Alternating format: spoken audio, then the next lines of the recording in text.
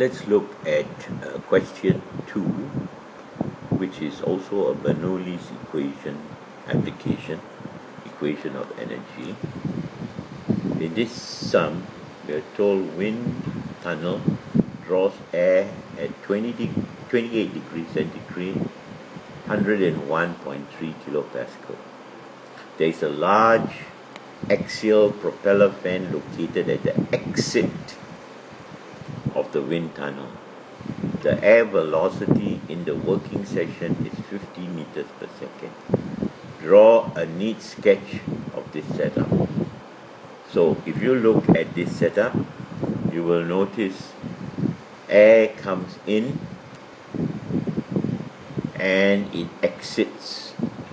So our fan is at the exit.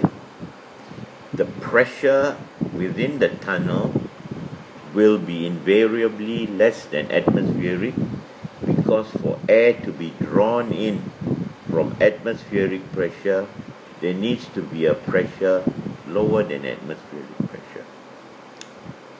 So what we need to do now is we are given to draw the wind tunnel setup. Then you have to determine the density of the ambient air, because you are given the gas constant. Let's look at the solution. The density of the air is given by the pressure, ambient pressure, divided by the gas constant multiplied by the absolute temperature. Using the appropriate units, we get the density of air as 1.173 kilograms per cubic meters. Now, we are supposed to select a suitable streamline and take the point 1 in the atmospheric air just before it enters the wind tunnel, and the point 2 at the working section of the wind tunnel. And you're supposed to show the sketch of the streamline between the 2 points. Again, let's look at the solution again. You can see the streamline 1 going to the streamline 2.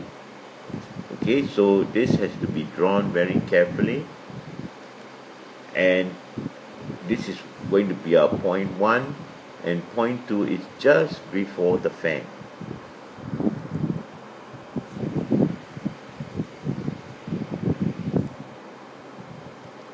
That takes care of question part C. Now, in part D, we have to calculate the absolute pressure at the working section of the wind tunnel. And you have to state 2 assumptions you make to all the formulas that you use. Go back to the solution. The 2 assumptions are: the flow through the pipe is steady, incompressible, irrotational, with negligible friction, so that Bernoulli's equation can be used. Remember, if viscosity is significantly high within the 2 regions, we cannot use Bernoulli's equation. We are also going to use the fact that air is an ideal gas, and that's why we can use the perfect gas equation. So, now, if we go to the next section, we are supposed to take point 1 atmospheric air. Thus P1 is atmospheric and V1 is practically 0, which is at a point away from the and the point 2 is in the wind tunnel itself. Since Z1 and Z2 are practically the same, we can ignore elevation effects. So using Bernoulli's equation, you can clearly see that many terms conveniently cancelled out. V1 is practically equal to 0.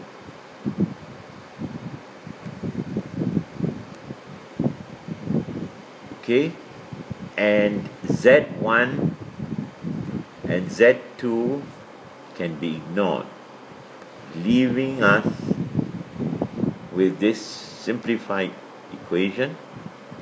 We now substitute the values we know P1, we know the density of the air, we know the velocity of the wind tunnel, we need a conversion factor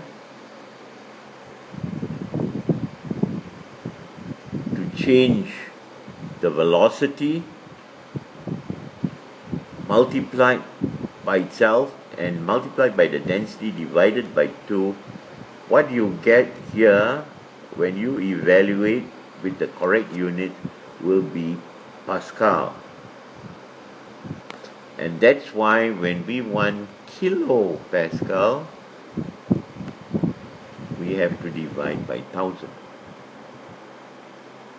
So we get an answer, as you can see, which is less than atmospheric pressure, absolute. So the air started at 101, and its movement towards the working section, it dropped to 99.8. Let's look at the last part. Interesting. Why is sealing in the wind tunnel to prevent air leakages an important design and maintenance task in wind tunnel? As you can see from the answer, let's get rid of the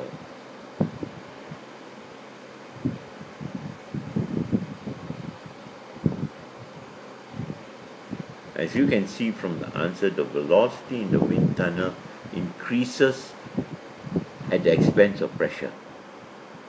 So the pressure is less than atmospheric. Any leakages during installation or maintenance will cause the air from the outside to enter into the tunnel working section. This will create cross flows, turbulence, resulting in unreliable readings.